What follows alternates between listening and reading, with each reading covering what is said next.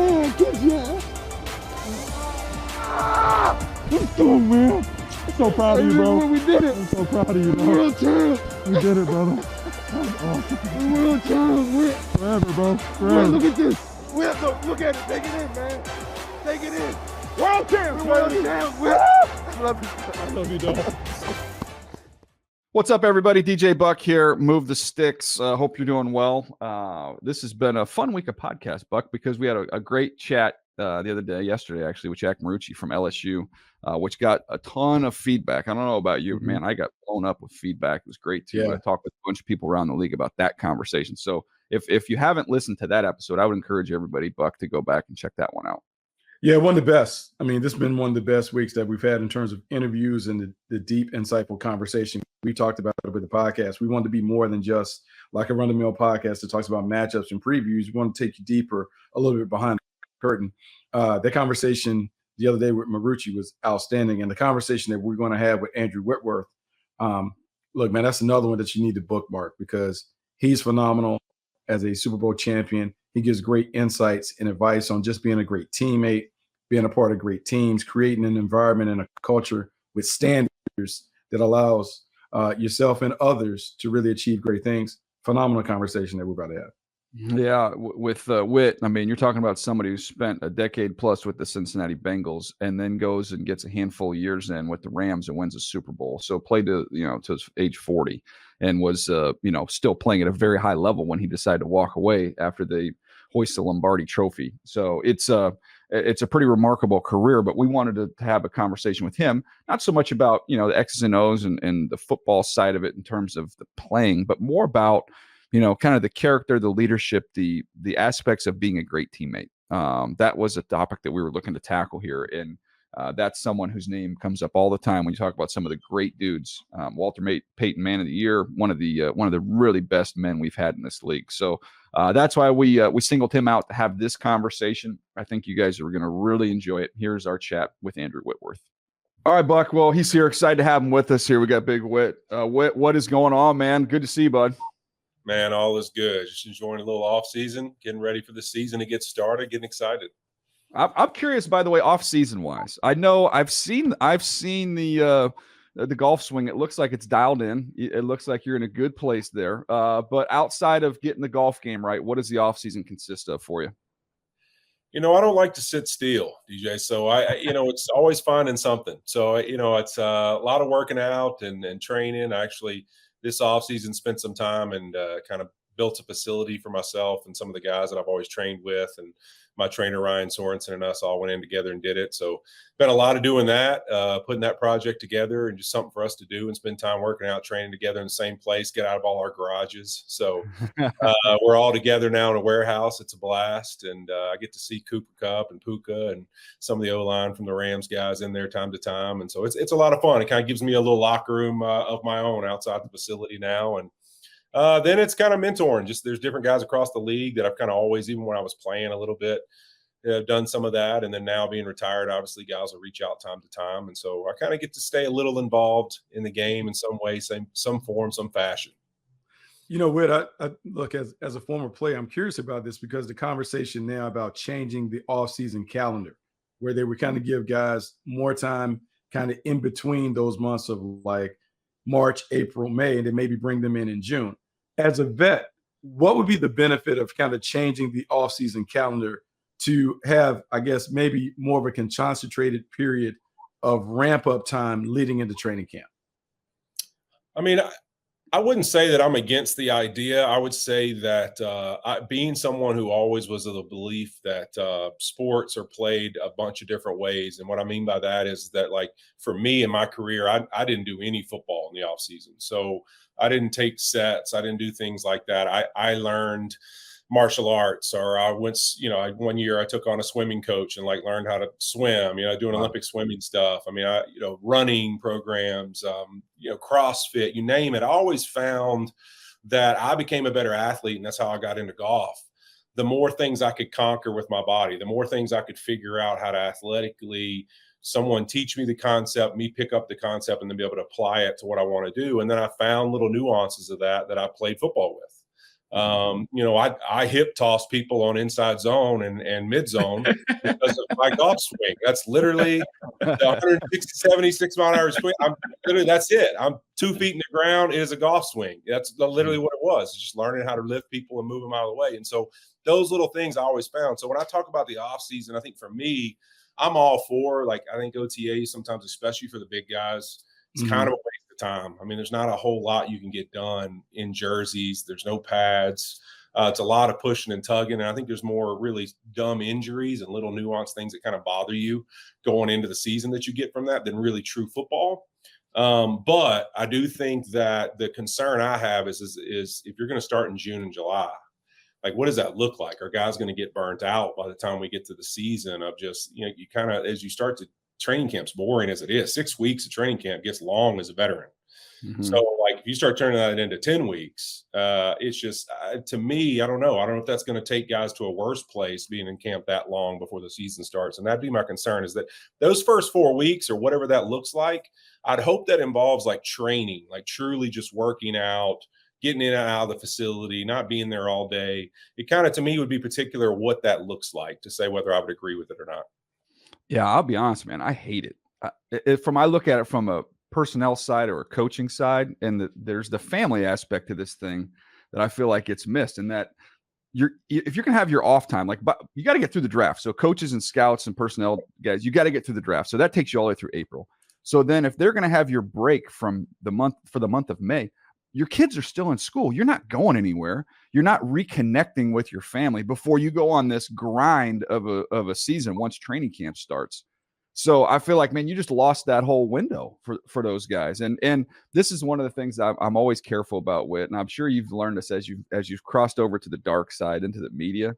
There's things that you learn as you become a mature adult, that you hear things and they'll annoy the crap out of you, but you learn to just not reply to it or be disciplined not to engage it, because I get the same thing. Well, come do my job for 12 months a year. I'd love to just watch football all day long. And I'm like, am I really going to engage this person and explain to them that coaches literally are sleeping in the office? Like, I'm not. I've evolved to the point where I don't engage. But I'm telling you, man, you have to recharge your batteries individually, and you got to plug into your family, man. These guys sacrifice a lot. To lose that period of time, I'm not a fan, man. Yeah, I'm not. I think of the head trainers. I think of the equipment staff. I think of those guys that, like, that July time, June time, man, that's when they finally get a chance to take a trip and spend some quality time with their family. Because even in the off season, when you say, all right, well, what's February, March? Most of the time it's a breakdown from the season before. Those guys got lots of work to do to kind of get into, hey, how do we process what happened throughout last year? What do we need to do better? Now, how do we build this thing for the next year? And then, the draft happens, and guys are back in the building. And they look forward to those 2 or 3 weeks in the summer where they can just actually get away and spend some time with their kids and their wives and everything else.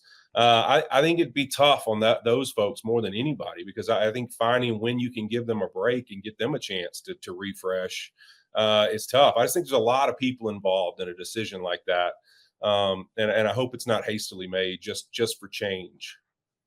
Yeah, it's just interesting, because I'm so surprised that it's a PA thing, that it appears to be a player-driven thing, not on the other side. Like, I'm still trying to figure out, like, why players would want the flip calendar. And the only thing I can think about is the COVID year and the way that you guys ramped up, like, a little differently. Like, maybe people saw a benefit in that, but it just is it's such a drastic change in the calendar, particularly when you're talking about maybe going to an 18-game slate. You're now talking about from June to February being all locked in. And that's a long time, even with 2 bye weeks. That is a long time to be involved. Welcome to baseball. You guys turn into professional baseball players at that point in time. Yeah, there's no doubt. Those guys. Don't say you guys. they can have at it. That's a great point, man. Hey, one of the reasons that we really were looking forward to having you on, and look, you've had an unbelievable career. Your accomplishments on the field, well known, well stated, well discussed. But one of the things during the off season, we always like to look at different kind of little passion projects and things that intrigue us. And one thing you always hear, and we talked about it in scouting, we hear it in the media all the time. You hear guys say, this guy's a great teammate. And I don't know that anybody's ever had the discussion and defined what that means. And I think it's something that not only we learn in the football world, take it over into the media world, take it into the business world. Like it's a valuable piece of information that I don't feel like it's ever been discussed or defined. And so I started rolling through the Rolodex of names, and I was like, who's a name that comes up all the time with people who have played with you, who have always talked about the player that you were, but even more than that, they've talked about what a great teammate you were. So I'd love to just get into that discussion a little bit about you individually, and then just being around championship cultures and championship teams, and what do you view as a great teammate?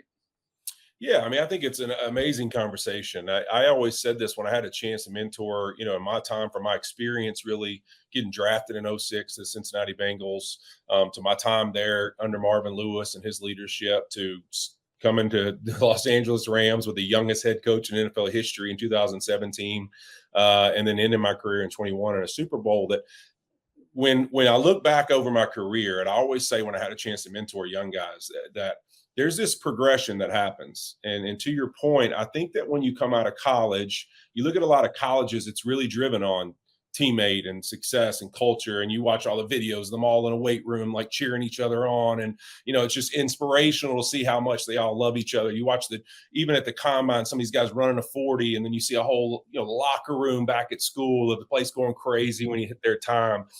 You don't see a lot of those moments in the NFL as much. And now maybe college does a better job of showing it, but you don't see it as much. And so I would always tell guys, there's this moment where you come out of college and it's about you. And you're going to the NFL draft. You're trying to do your best, the combine. You're trying to get drafted the highest position possible. Then you get a spot on the team and everyone's telling you be a sponge, like learn from the vets, learn from the coaches. You acquire all this information, and that's all about you. And you're on this chase to be great. And then you get to that second contract moment and your agent's telling you, this is about you. This is about getting you paid.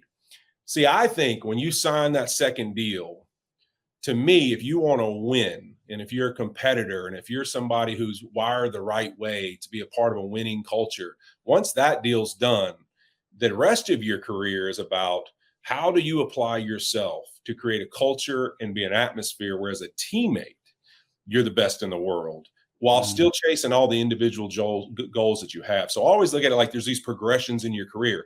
Now, second contract, it's like, man, how do I start to influence the guys around me to get to their second contracts? Third contract, it's like, hey, I got a whole village of guys. And it's like, how do I manage these personalities and aspects? And so I just think it's really cool that in the NFL, I believe you start with this I mentality, but you better end with a we one if you want to be a part of winning programs, winning cultures.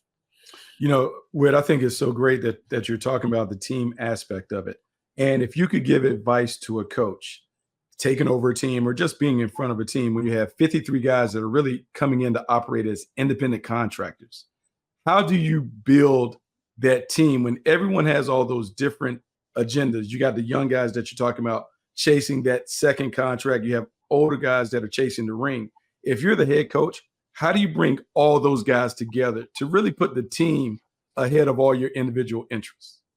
Well, I think what ends up happening in most team scenarios is there's this desire as a head coach to win, right? And I think that in some worlds, 10, 15 years ago, that desire came from, man, I'm going to have my thumb down on guys. I'm going to be screaming at people. There's just going to be this, I'm going to force guys to do it the way I want it done. I think we live in a culture now where things have changed, and that's the reality, and you better accept it. You better know every one of your players, just like you said, DJ, earlier about not responding to some of these messages. Every one of your guys listens to social media. Every one of your guys is going to be influenced by that. So you better have a plan to deal with it. How are you going to talk about it? Communicate, create an atmosphere where we can have these discussions of, man, I'm frustrated by this. I'm excited about this. This person said that. Like, be open and willing to have these conversations. And so I think if I'm a head coach sitting in front of a room, that opportunity, I'm encouraging an atmosphere where, hey, what do we actually want to be? Because what is a culture? It's about a group of people with a collective belief and passion and agreeance of where we want to go and what we want to do. And I want to establish that, hey, guys, this is what we want to do. We want to win. How do we get there? We don't get there by you just doing, a great job on the football field. We get there by every one of us doing a great job on football, each one of us doing our jobs, helping each other do our jobs in a better way, pouring into one another, creating real relationships that are authentic. It's not, man, hey, man, we're going to go bowl together. Like, No, like if the guys want to go do that together, if you want to spend time together, you got to create that first. That trust and vulnerability's got to happen first. And so you got to be an open book now in the NFL. As a head coach, you got to be willing to stand up there and discuss it all, talk about what we want to be great at. What does that look like? How do we communicate? What is our character? How do we treat each other? How do we show we care about one another? What is working hard? What do all those things look like? Let's discuss them so that we can easily identify them. And then guys can see their teammates doing them. How does work ethic factor in? What I go back, and I've told this story many times on here about my first day in Baltimore. I got hired right after the draft, and this is the Suggs draft. And I go out there for that first OTA, and I thought Ray Lewis was getting ready to play the Super Bowl the way that he was running around the field. Like the effort was off the charts. And it was seeing the best player kind of set that standard of what this looks like. And I don't know how anybody else in the field go, well, if that's Ray Lewis and he's doing that, then what's my excuse? How important is it as one of the better players? And a lot of times talk about the leaders. To me, it also is your better players. The young guys, whether you tell them who the best leaders, they're going to a lot of times follow who they believe are the best football players. But how important is setting that standard and how does that incorporate being a good teammate? Well, I think that's the reality. If you want to be a great teammate, the first thing you have to do is be someone who holds the standard. And that's got to be your ultimate goal. Like your ultimate goal is that the reality is plays are going to happen, football games, you're going to make the plays, you're going to have your stats, you're going to do all that. But day to day is where people are going to fall in love with you and who you are. It's no different than anything else we do. Like we all know the person that we look up to in some business venture, in some aspect of life, like, man, the way they handle things, the way they do things, this is who I want to be like. When a young player comes in a room, they better look up to you in the sense of, man, there's this veteran player that I hear about so good, but how they actually go about it is what I've fallen in love with. And so for me, I remember coming to the Los Angeles Rams at 36 years old. Like I wasn't nervous about going into each and every Sunday and trying to play my best because I kind of had a system for how I thought I could get there each and every week. I was nervous about, man, can I handle training camp and can I handle Wednesdays and Thursdays and like go out there and show guys this is how you practice, this is how you get prepared, can I work out in a way that like it continues to be something that guys see and go, man, that's awesome. Like I had a tradition, like and guys that play with me know this. When the kickoff went on offense, I sprinted to the field every single play, every time it's ever happened in my career. And when I was a Los Angeles Ram, I remember Cooper Kupp and Tyler Higbee and those guys being babies and being like, dude, why do you run out there all the time? They would laugh at me like, dude, you're old. You always sprint out to the field. Like we can't keep up with you. Why do you do that? And I'm like, well, for one, it's for me to like, hey, if I can't take the field at my age in the way that I should take the field, then I don't need to be doing this anymore. So it's a reminder for me. But two, it's to show you guys that I don't care how old I am. Like I am going to be first and we are going to be out on this football field and I'm going to walk through the wall right in front of all of you. And I'm not scared to do it. And I'm going to put the effort in it takes, whether we're down by 15 or we're up by 20. I don't care what the score is. I'm sprinting out on the football field because it's a constant reminder to me and hopefully to the young guys that look up to me that this dude takes the field the same attitude, the same standard, the same mindset, no matter what he does. And I think to that point, that's when you start to realize how special a culture is when you said it earlier, Daniel, about leaders. But I look at it like the best teams I've ever been on, there's been one of those guys in every room. So in the B room, there's a guy like that. In the linebacker room, there's a guy like that. It's not about the captains.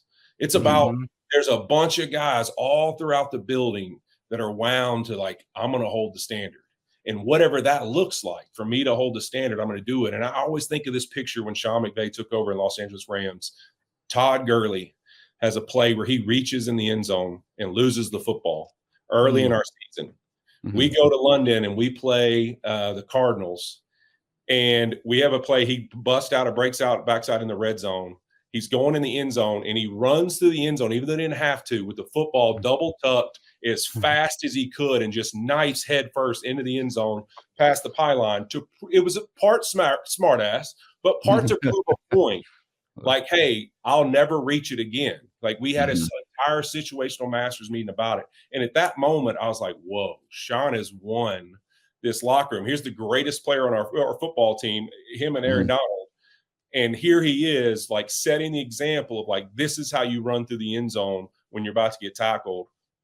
And he learned it, and it was such a message that he did it purposely in a way where, like, I heard the message. Mm-hmm. And I thought, to me, I was like, wow, we have something special, because now I'm seeing more and more guys are pouring into what's the standard. You know, it's so phenomenal to hear you talk about these stories, because DJ and I always talk about team building and what it takes, and like, what's the secret sauce to being a team. And the thing that I want to ask you as an older player, like when everyone else is so into being selfish, what is it about veteran players that would allow them to be selfless when you're giving information to someone who could ultimately take your job?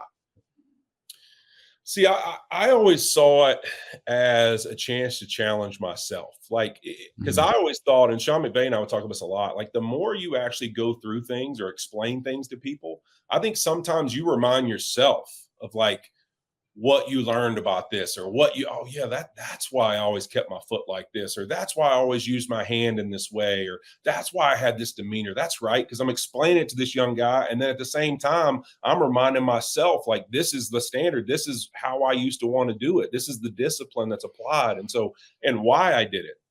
And so I always saw it as an opportunity for me to teach somebody younger than me, teach some guy behind me to be better, and then also improve myself, because the more I understood it, the more I could articulate it and show it to someone, I felt like the more I had mastered it. And so I always thought it was also like a chance for me to challenge, like, all right, I'll teach you everything I know, and at the same time, I'm gonna beat you for this job. And if you can work harder than me, if you can prepare better than me, if you can withhold the standard better than me, you deserve the job, and I'm not scared of that challenge. And I think, to me, that's really where, as a veteran, you have that opportunity, is if you have really, I think, whatever you want to call it, just the guts to say, hey, I'm willing to teach you everything and still show you I'm better at it. I think that only makes your team more inspired, more in the line of, man, if this is how we're going to do things, all of us are getting better at the same time. Everything around us is getting better. That increases, to me, not only makes the culture stronger, but it makes the football team better, because there's a better player on each spot, even in the backups, even in the room and reserves. You got guys who are getting all the information, are going to be prepared when their moment comes. Because I look at even our Super Bowl season, Joseph Noble had to play for me in 2 different games that I was injured, and he played awesome. And that was a huge piece of us being able to make it to the Super Bowl, because even in the Tampa game, when I tore my MCL, he played in the Tampa game in the divisional round and played awesome and got us to that opportunity to play in the championship against the Niners. So those moments I look at and go, man, I really value now all the time I spent with Joseph Noble, having him at my house, working out in my garage in COVID, all the time we spent together, being a great teammate, led to this opportunity where he steps in, does an amazing job, and gives me an opportunity to be a part of this Super Bowl team because of his efforts and the efforts that all of us put into him to have him prepared for the moment. No doubt. I mean, there's a responsibility aspect to that too. It's kind of being responsible and helping everybody else get better and being secure enough in who you are. I was reading a book, just came out this last year, Hidden Potential, I think, and it's Adam Grant, who's phenomenal, but he talked about this exact same thing, that one of the best ways to grow is to teach. If you teach, you'll grow. Even though it's exactly what you just said. Like, literally, it's reinforcing all these things, and you're teaching it, and you're aiding yourself through that process. So that's fascinating to me. The other thing I was thinking of while you're talking is there's a book we've discussed on here before called The Captain Class, where it goes through and looks at dynasties in all different sports. I mean, literally from rugby all the way through. And it talked about, if they've had sustained success, they all had kind of that one captain that kind of guided them through to have that sustained success. If we're talking about, teammates, we're talking about leadership, and your definition of a captain, what would you describe as the ideal captain? I mean, I think of it really, to me, I think it's funny. I think people probably, and it's one of the things when I go talk to young people all the time, it's just funny to hear them give a version of that. They probably think it's the loudest, most commanding guy in the room. And I look at it like, to me, I see that as the greatest servant on your football team. Like, tell me who that guy is, and I bet you money he's the captain of this football team. And it's just because that ability to give of yourself and to set yourself down and help the man beside you, I don't care who you are, it's always inspirational. I don't care what subject we're talking about, but even more so in the game of football, when you're willing to not only do your job, hold up your commitment to what is your job to do, but then at the same time say, hey, how do I make the people around me better? How do I serve those guys? Like, and when I say that, I think we talk about teammate, and sometimes we only relate that to the 53 or the 60, that we have in a locker room. I don't see it as that. Like, to me, a great teammate was, I'm going in the cafeteria when nobody's in there, and I'm making sure everybody in there, from the cooks to everybody cleaning up, like, hey, what's up? How's everybody's day going, man? Appreciate y'all. Love y'all. Thank y'all for being here. Thank you for always taking care of us. I'm going in the training room. I'm checking on the training room. What's up, guys? Like, what's going on? You guys like golf? Like, let me set y'all up to go play rounds of golf. Let me set you up to go do something fun you guys want to go do. Equipment staff, like, what can I give you from my locker? What can I say, hey, you guys love to do? Like, let's get it. Y'all want a goal in the back of the equipment room? Let's get y'all a basketball goal. Y'all want something? Like, how do I make this whole experience special? And that's what I mean, is I think that when you come in the NFL, you think of, how do you change your life and get a second contract? But after that moment, if you want to continue to sustain success and sustain a culture of winning, it better be about, all right, as I go forward, how do I bring everyone with me? And how do I walk in a room? When I walk in a room, everybody in that room says, that's the dude I want to go to war with. That's the dude I want to give more of myself, because I know they're going to give more of themselves. And so I look at leadership as not the loudest and the most commanding. I look at leadership as, that's the dude that if I'm walking in any room and I don't know what's on the other side of those doors, that's the guy I want to walk in the room with. And I'm willing to go through whatever is waiting for me on the other side of that, because that's the guy I want to be with when I'm in that moment. And to me, that is what a captain is. It's the person who sets the standard, owns their role, has full accountability, but has the humbleness and confidence in themselves to be willing to serve everyone around them at the same time. I love that. I love that. I got, before I let you go, I have to ask you this, because I think you've been a part of two phenomenal situations. We just talked about how your team went from good to great with the Rams, but really in Cincinnati and with the Rams, you were part of two turnarounds, teams that were not very good, franchises that were not very good, but then you were part of seeing them rise. What's the key to that part of it? When the team is not good and there's not a lot of confidence that the team is going to win, what does it take to help turn around those kinds of programs, to get them to respectability before you can even think about being a contender? Yeah, I think you're always fighting, that self-belief and confidence thing where, guys might be arrogant about who they are, but a lot of times that disbelief in your team is real. And guys get in those, when you see teams just go south in a season, when injuries start happening, when things start happening, guys are stop being themselves.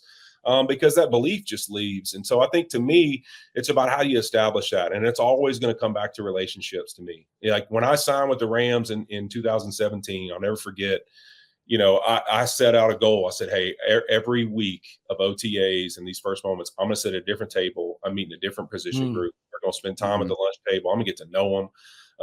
And then that started to bond, like, relationships where I was like, man, there's guys that I wish back in Cincy I had more emphasis on this. I used to think about it all the time, like, man, I could have done this better.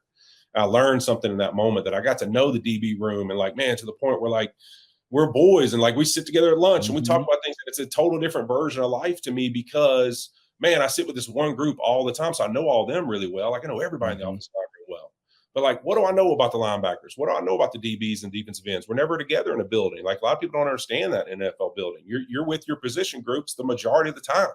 So if you don't make a conscious effort to get to know guys around you and get to spend time on them in those times you can, you're going to go through a whole season and barely know your teammates. And so I just made it an emphasis that I want to get to know all these guys. Like, I want these guys to see me like I was a 21-year-old rookie, and that's how I'm spending my time, because I want them to understand that I don't think I'm any way, any shape, just because I'm a veteran and I've been there. I've earned nothing more than they have. Like, we're the same. And so I try to make that emphasis. When I was in Cincinnati, I'll never forget, obviously I come there in 2006. They just had a great season in 2005. Carson blows out his knee. Things start to kind of go downhill 2006, 2007. You get close, but just can't find a way. 2008, we have a horrific year. Carson hurts his elbow that year. Start 0-8. I have the epic moment with John Henderson. We're getting a fight. We both get ejected. It's like how I became a captain, because that week before I gave a speech about I was just tired of the losing and the standard and how we did things. And then I go out and have this moment with him, and we beat him. And I'll never forget TJ Husmanzada being like, dude, you did exactly what you said that we all need to do better. You went out and showed it. And like, I'll never forget it. And you didn't back down. And so that moment kind of became me becoming a captain. And then in 2009, we win the division.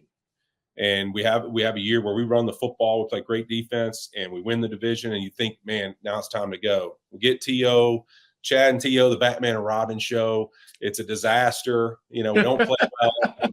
Those guys are awesome. T.O.'s great, but it just didn't work. It was like we had this identity the year before, and we kind of took away that identity and tried something different, and it just didn't work. And it was nobody directly individually's fault, but it didn't work. And then Carson Palmer decides he never wants to be a Cincinnati Bengal again.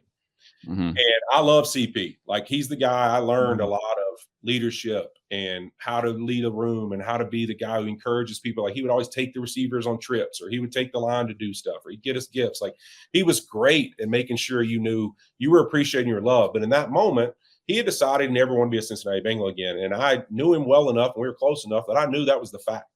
And I'll never forget, we were in training camp in 2011. Andy Dalton, second-round pick. We play the New York Jets in the preseason. It's kind of a disaster game.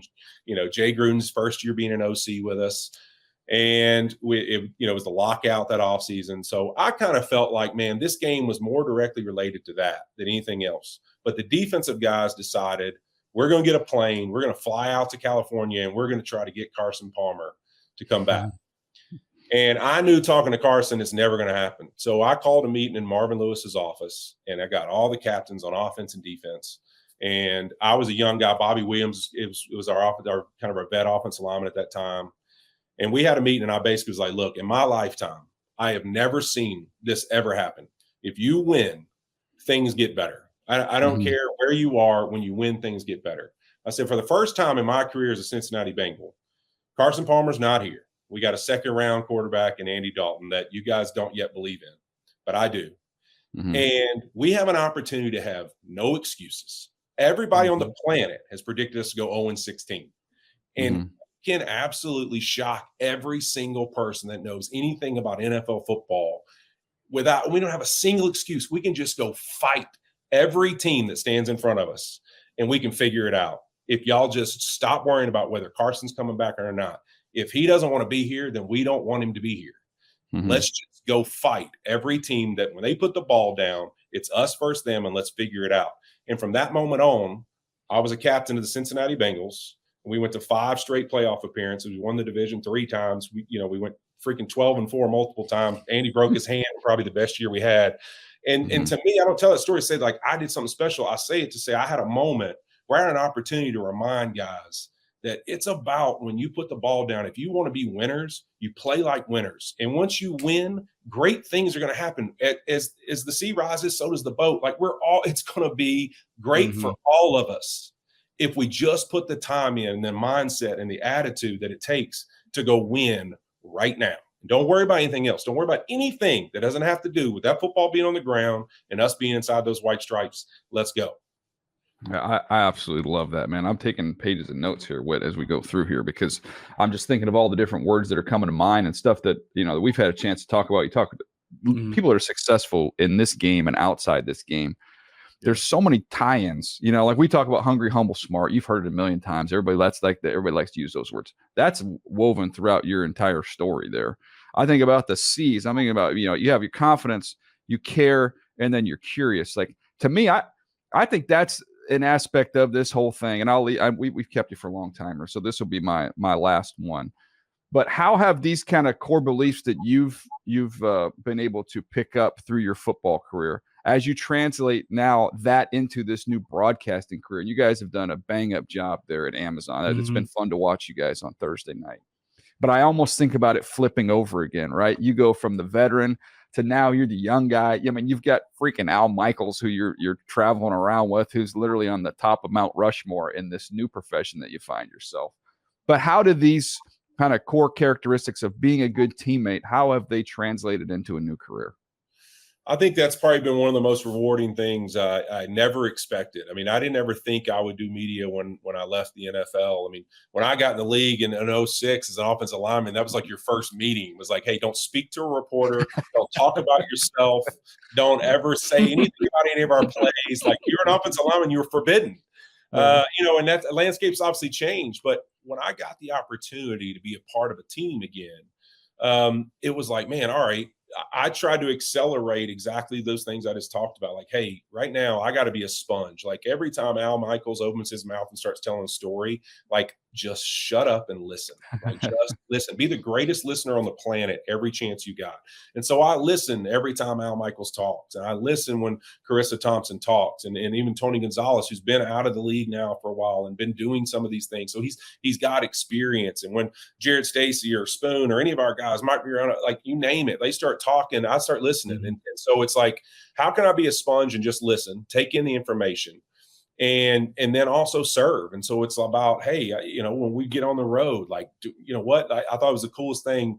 Our first year, we got done with the year, and one of the feedback, like some of the feedback we got was like, we've never seen guys in their first year get it, in the sense of, like, you guys would go visit the trucks and, like, go talk to all the guys in the trucks. You guys would go see the other people behind the camera and, like, try to do cool stuff from them, or bring them things, or make them feel special. Like, most people don't understand that part. I think that's what's been really fun to me is you look at Ryan Fitzpatrick, myself, and Richard Sherman coming right off the field, but also being guys who were leaders in our locker room and guys who set the tone in that sense.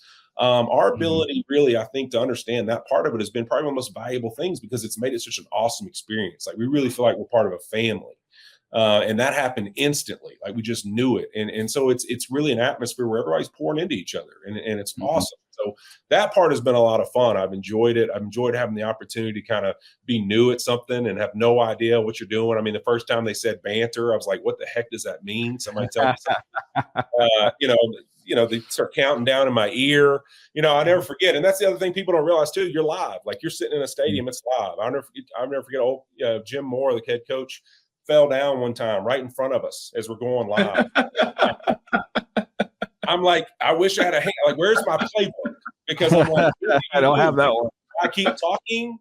Yeah. Do I keep talking and it's like insensitive? Somebody's going to post on social media like, man, Andrew Whitworth's just still sitting up there talking, and Coach Moore was on the ground. It was just like one of those things where I was like, man, I don't know the answer here, but it's live. Like, here we go. Chris is coming to me, asking me to talk. I'm just going to start talking. Yeah. So, it's like that. You're learning every week, every year. And so that's been a lot of fun. And our team couldn't be more special. I'm so proud to be a part of our group. But it's still a challenge. And I'll tell you what I've really struggled with, you guys. Coaching my kids' sports. I mean, I went 0 in soccer, 0 in basketball. Won some games in the spring. All right, we got a little better. I'm learning that what, the horses matter a little bit. Okay, so you need some good players in 8 and 9-year-old sports. That's for sure. So I got work to do on that front. My coaching record right now is not very good. Is it harder though? I will contend it's harder to be just the parent when you're watching your kid get coached poorly. That is maybe even a greater challenge. I was able to bite my tongue through baseball, and then flag football one year. I never said I didn't say it, but there's some bad thoughts that went through my head. But my son was a quarterback, and he's like 7 years old, right? Yep. So this flag football coach, he decides we're going to be the Willie Galt Raiders, and we're just going to try and throw the ball 50 yards down the field with 7 and 8-year-old kids. So he's teaching my son to crow hop. Like, look, I go, and I'm not the watch practice dad. I believe you give them over to the coaches that be around your teammates. Dad's going to drop you off. Dad's going to pick you up. I'm not bringing the folding chair like a lot of these parents are and watching all of the practice. You need to go be hear from other people and learn from other people. Well, I get there at the end of this practice and I'm seeing my son crow hop and I'm going, what the heck is he doing? I'm like, where did he get this? And then the coach starts so I go, I don't say it. So he kind of have a water break. And so my son, I go, hey, real quick. I go, what the heck are you doing? Why are you, that's baseball. This is football. Why are you crow hopping? He goes, well, coach told me that I need to do that because I'm not throwing the ball far enough. And I go, well, that's a bad habit. We're young. We're just trying to develop good habits. So if the ball doesn't get there, that's fine. But let's work on throwing with proper mechanics and blah, blah. So he goes back out there he underthrows ball, and then the coach gets on about, and so then now I see the conversation happen, and I'm like, what did I just? Now I'm the dad who's told him not to listen to the coach, and I see this whole. So this is the best part. With the dad comes over and goes, "Hey, did you tell your son not to take that extra step?" He didn't even know it was a crow hop. I'm like, "Yeah, no." I said, I just don't think that's a good habit to develop, and he's an 8-year-old kid. And the guy goes, "Well, I played on a national championship flag football team." Here we go. I was like, and this is like a decade plus ago where there was no like national championship flag football team. I was like, and I'm like, do I play this card? And I had enough. I just let it lie. I let it go. But I got in the car. I called my wife. I was like, "Can you believe this? The national championship flag football team. Is that what we're doing out here?" Yeah, unbelievable. There's always those, man, and that part's a challenge. I will say that I enjoy coaching my kids. I've coached my youngest daughter in basketball. The other one's play volleyball. My other daughter plays volleyball, and then my two sons kind of play baseball, basketball, football, you name it. Got a chance to coach them too. It's been fun, but I mean, that's probably been one of the more disappointing things to me a little bit. It's just some of the behavior. Oh my God, man. When we talk about being a great teammate, how about setting the standard for your kids on how you handle things? I mean, there's this great quote I always say, when I have an opportunity to talk about that kind of stuff, is that you can always teach what you know, but you'll only ever replicate who you are. And so to me, I just wish more people understood, like, you can beat whatever you think you want to give your kid into their head with this, you have to do this, you have to do this. They're only ever going to replicate who you are and how you act and how you do things. Like, that's actually what they pick up on, and that's actually who they're going to be. And so, man, just handling yourself in that way and those opportunities are valuable. And I think, to me, if I had to say anything to parents and say, hey, what should I tell my kid if they want to be in the NFL? How about you handle yourself in a way that you want them? You set the standard, and they'll follow the standard.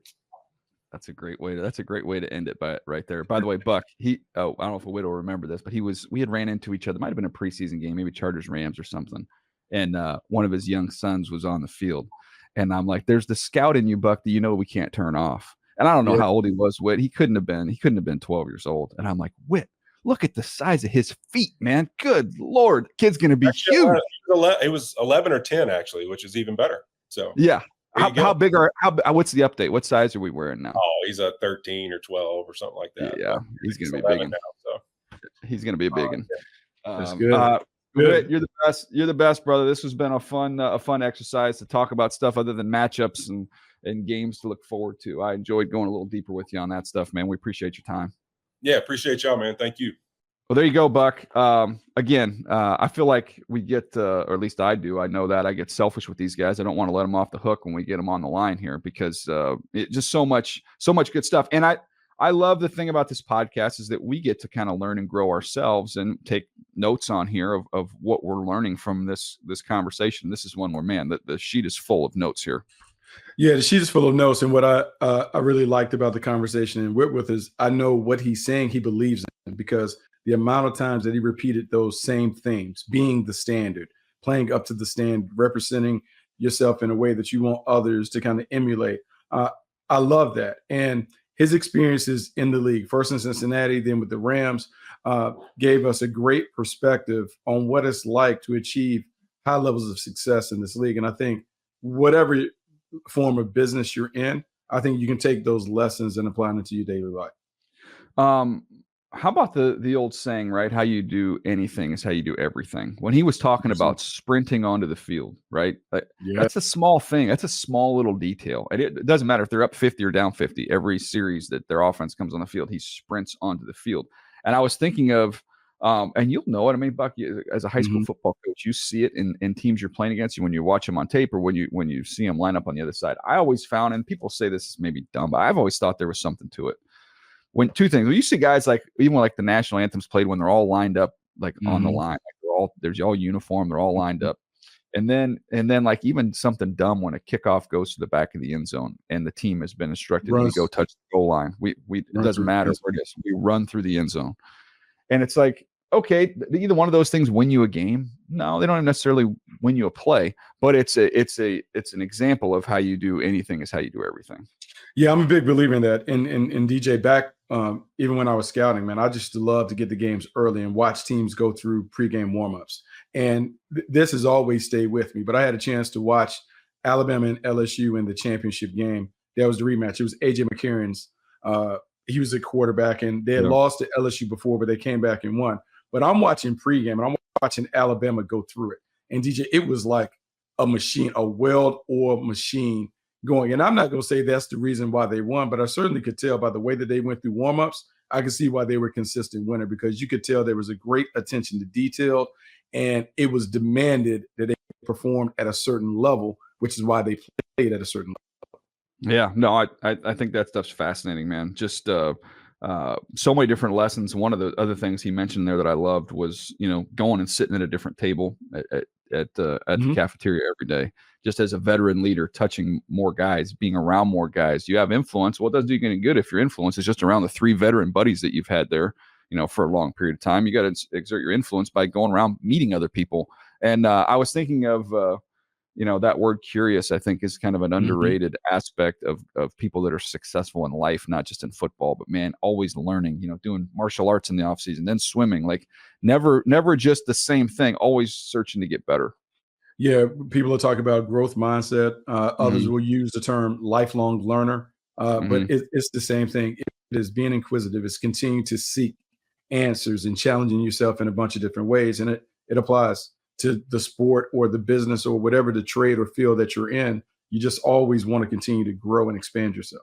No doubt. Well, there you go. That was a fun one there. Always hear that term. You've heard it. If you've watched sports, you played sports, you talk about people being a great teammate. What does that look like? I thought that was a fun episode to do a deep dive on what exactly that is. So again, appreciate Big Whit for taking that time for us today. He was actually, I don't know if he said it on the pod, we were talking beforehand. He was in Arizona working, I think he said with Paris Johnson, right? Is that who was there? Yeah, he said Paris Johnson and some of his other guys just built a facility, doing some things. So it should be fun.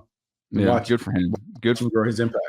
Yep, continue to invest in these young guys in the league. Really cool. All right, that's going to do it for us today. Hope you guys have enjoyed it. We'll be back next week with a couple new podcasts for you. So appreciate your time, and we'll see you again right here on Move the Sticks.